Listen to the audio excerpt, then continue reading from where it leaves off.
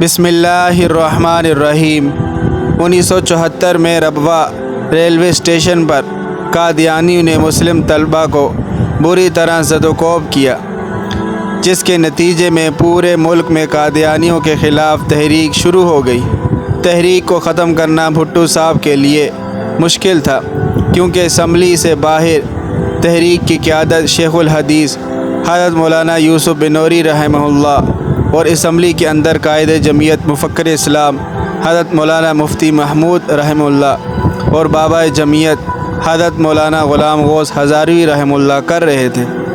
مفتی صاحب نے بھٹو کو کہا کہ قادیانیوں کو غیر مسلم اقلیت تسلیم کرو، لیکن بھٹو صاحب نے انکار کیا۔ مفتی صاحب رحمہ اللہ نے دلائل کے انبار لگا دیے اور بھٹو صاحب کو کہا کہ مرزا غلام احمد قادیانی نے اپنی کتابوں میں لکھا ہے، جو مجھے نہ مانے اس کے بارے میں برے الفاظات اور برے القابات سے نوازا ہے۔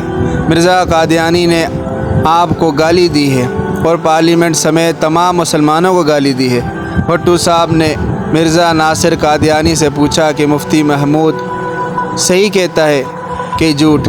مرزا ناصر قادیانی نے کہا کہ مفتی محمود جو ہے وہ صحیح کہہ رہے ہیں۔ اس کے بعد سب سے پہلے بھٹو صاحب نے اور بعد میں تمام ارکان اسمبلی نے مرزائیوں کو متفقہ طور پر غیر مسلم اور کافر قرار دینے پر دستخط کیے۔ 7 ستمبر ایک اہم اور تاریخ ساز دن ہے۔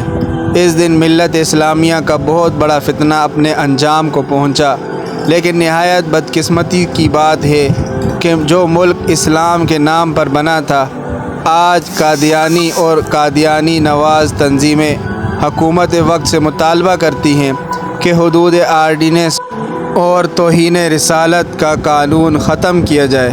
6 ستمبر کی طرح 7 ستمبر بھی ایک اہم اور تاریخ ساز دن ہے۔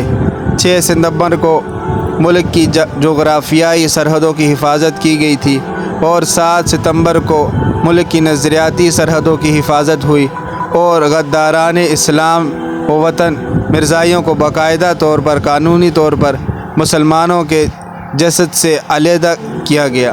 7 ستمبر کو ہمیں اس عہد کی تجدید کرنی چاہیے کہ جس طرح نبی کریم صلی اللہ علیہ وسلم نے فرمایا، لا نبی بعدی، ہم پوری قوم حضور صلی اللہ علیہ وسلم کی اس حدیث پر عمل کر کے ختم نبوت کا دفاع کریں، اور جو کوئی بھی توہین رسال مرتکب ہوگا، خواہ وہ مسلمہ کذاب ہو یا موجودہ دور کا جو مرزا غلام قادیانی ہے، جس شکل میں بھی ہو، جو ہے ہمیں چاہیے کہ ہم ہمیشہ جو ہے ان کا تعاقب کریں۔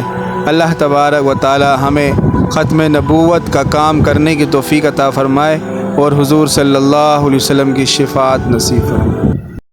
تبارك الذي نزل الفرقان على عبده ليكون للعالمين نذيرا۔